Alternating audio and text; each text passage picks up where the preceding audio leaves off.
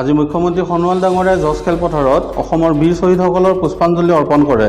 সমগ্ৰ অসমবাসীক উদ্দেশ্যে দেশৰ ৭৪ সংখ্যক স্বাধীনতা দিৱসৰ পতাকা উত্তোলন কৰে। ৭৪ সংখ্যক স্বাধীনতা দিৱসৰ কুচকাৱাজ প্ৰদৰ্শন কৰে পেৰেড কামাণ্ডাৰ 19 এপিবিএনৰ উপৰক্ষী অধীক্ষক অনুপ জ্যোতি বৰা আৰু দ্বিতীয় অধিনায়ক 2nd এপিবিএনৰ পৰিদৰ্শক ৰঞ্জন প্ৰতাপ লোহাৰ।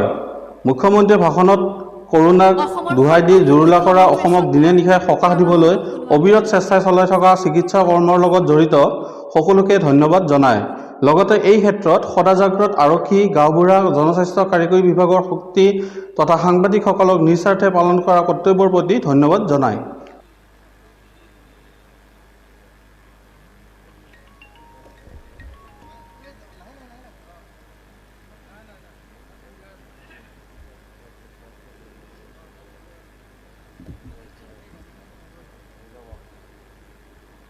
আজিৰ এই ৭৪ সংখ্যক স্বাধীনতা দিৱসত ৰাষ্ট্ৰীয় পতাকা উত্তোলন কৰিব অসমৰ মাননীয় মুখ্যমন্ত্ৰী শ্ৰীযুত সৰ্বানন্দ সোণোৱাল ডাঙৰীয়া। অনুষ্ঠানত উপস্থিত সকলোকে থিয় হৈ সন্মান প্ৰদৰ্শন কৰিবলৈ অনুৰোধ জনালোঁ।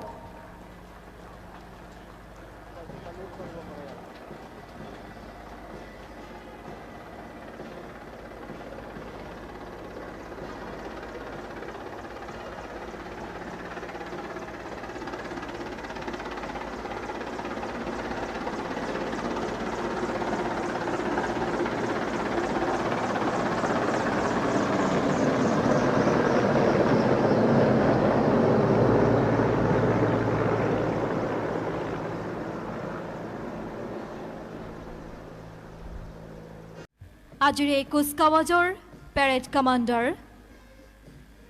19th এপিবিএনৰ উপ আৰক্ষী অধীক্ষক অনুপ জ্যোতি বৰা আৰু দ্বিতীয় অধিনায়ক 2nd এপিবিএনৰ পৰিদৰ্শক ৰঞ্জন প্ৰতাপ লোহাৰ।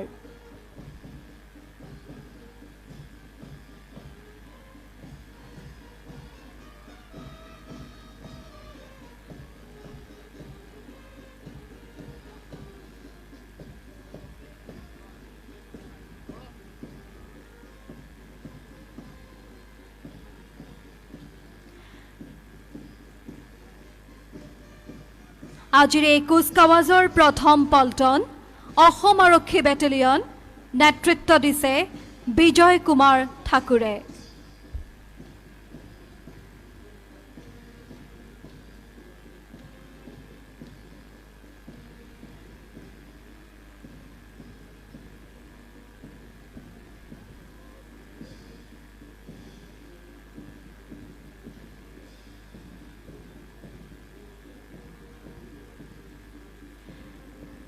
কুচকাৱাজৰ দ্বিতীয় পল্টন কেন্দ্ৰীয় সংৰক্ষিত আৰক্ষী বাহিনী নেতৃত্ব দিছে অভিনয় কুমাৰ শেখৰে।